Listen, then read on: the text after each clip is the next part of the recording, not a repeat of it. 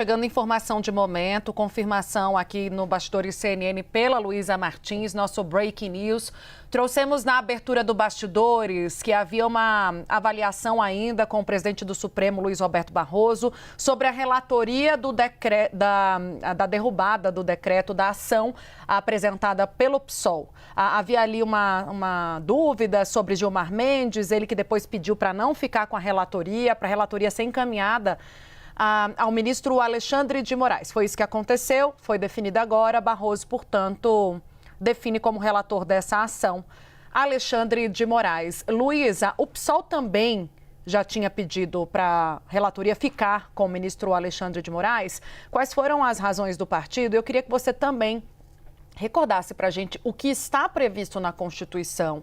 Isso já foi dito, como argumento que está sendo usado pelo PSOL nessa ação e o que pode também ser usado como a linha jurídica do governo, caso a AGU decida também apresentar uma ação nesse mesmo sentido. Vamos lá, Tainá. Uma decisão do presidente da Corte, ministro Luiz Roberto Barroso, acabou de sair. Há pouco a gente falava, que podia ser entre hoje e amanhã. Então, acaba de sair essa decisão definindo, então, que a relatoria dessa ação do PSOL contra a derrubada do decreto do IOF fica com o ministro Alexandre de Moraes.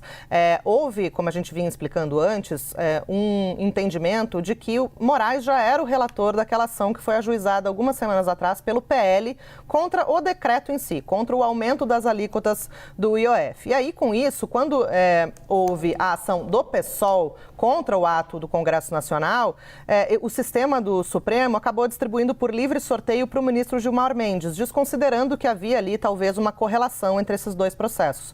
O ministro Gilmar, então, avisou a presidência da Corte, avisou o ministro Luiz Roberto Barroso para que avaliasse se era o caso de manter também a ação do PSOL concentrada com Moraes, para que as duas tramitem juntas, ou se era o caso de tramitação em separado. E aí agora acabou de sair essa decisão do ministro Barroso, definindo então que Moraes deve ficar com a relatoria da ação do PSOL sobre o IOF. Isso significa, Uribe, Tainá, que se o governo decidir judicializar também essa questão do IOF, essa ação do governo também deve ir por prevenção, que é o jargão jurídico que se utiliza, deve também ir para o ministro Alexandre de Moraes e tudo deve ter um andamento ali, uma condução em conjunto por parte do ministro, que, lembrando, como a gente disse mais cedo, não vai tirar férias durante o recesso, então pode ser que a gente tenha alguma deliberação por parte do relator também nessa questão do IOF. O ministro Luiz Roberto Barroso disse que na ação do PL, o que está em discussão é o decreto que aumenta o IOF